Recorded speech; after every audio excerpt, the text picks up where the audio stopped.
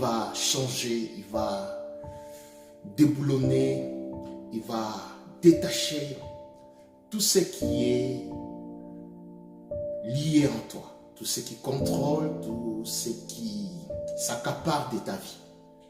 Parce que le Jésus que nous prêchons, il est vivant, il est réel, il est ressuscité.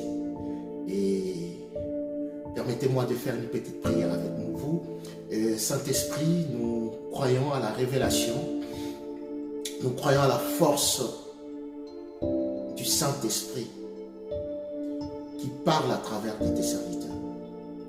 Je ne suis qu'un simple instrument.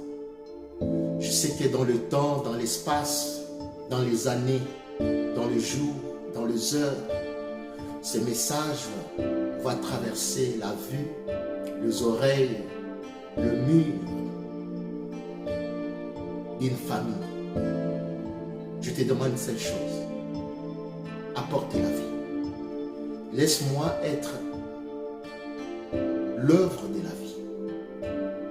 Ta parole déclare et que tu feras de nous ton œuvre. Tu feras de nous ton œuvre. Seigneur, permets que nous puissions accomplir ton œuvre.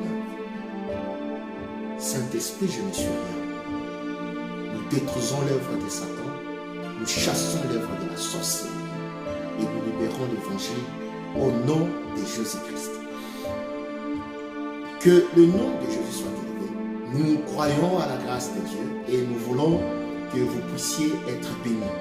Et si nous disons que nous voulons que vous soyez bénis, c'est que nous avons un Dieu de bénédiction.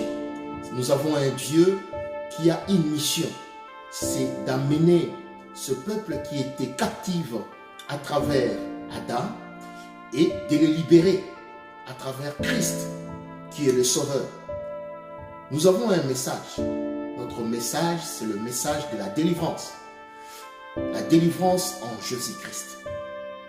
Non seulement pour toi, mais pour toute la famille. Nous croyons que Jésus-Christ est celui qui libère les familles.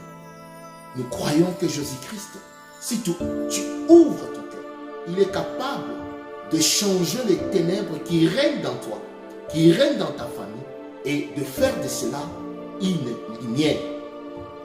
Nous croyons à la grâce. Nous croyons que Jésus-Christ est venu auprès de nous, non parce que nous l'avons mérité, mais c'est par la grâce. C'est pourquoi il est venu aussi dans ta vie, dans ta famille, par la grâce. Il veut te consoler. Il veut changer cette situation. Il veut te libérer de cette maladie. Vous savez, la maladie, c'est une condamnation. La maladie, c'est un jugement. La maladie, donc, c'est que, vous savez, des fois, il y a des maladies que tu peux traverser et cette maladie est là pour accomplir les actes de jugement qui ont été signés contre ta vie. Et c'est pourquoi la Bible dit, il a déchiré les actes qui nous condamnaient. Il les a livrés en spectacle à la croix. Et le troisième jour, il a été ressuscité. Écoute-moi, je t'emmène l'évangile de la résurrection. L'évangile de la résurrection, ce n'est pas les histoires. L'évangile de la résurrection, ce n'est pas les racontages. L'évangile de la résurrection, c'est la parole, la guérison, la délivrance, le salut. C'est l'évangile de Jésus. Nous ne voulons pas être des charlatans. Bien-aimés, la différence entre Jésus-Christ et un charlatan, c'est que lorsque Jésus-Christ dit, ça s'accomplit. Bien-aimé, je suis venu te dire que Jésus-Christ est venu faire du bien dans ta famille. Je suis venu te dire que Jésus-Christ est venu transformer ce qui ne se transforme pas dans ta vie. Je suis venu te dire que Jésus-Christ est celui qui donne le mariage. Je suis venu te dire que le célibat n'a pas de pouvoir. Non, écoute-moi. Je suis venu te dire que le célibat n'a pas de pouvoir dans ta vie. Le célibat n'a pas de pouvoir dans ta vie. Non, tu n'entends pas, bien-aimé. Tu n'entends pas. Écoute-moi. Si tu m'entendais, tu pouvais dire Amen. Écoute-moi. Le célibat n'a pas de pouvoir dans ta vie. Il n'a pas de pouvoir. Parce que Jésus-Christ a vaincu le célibat. Il a vaincu le célibat.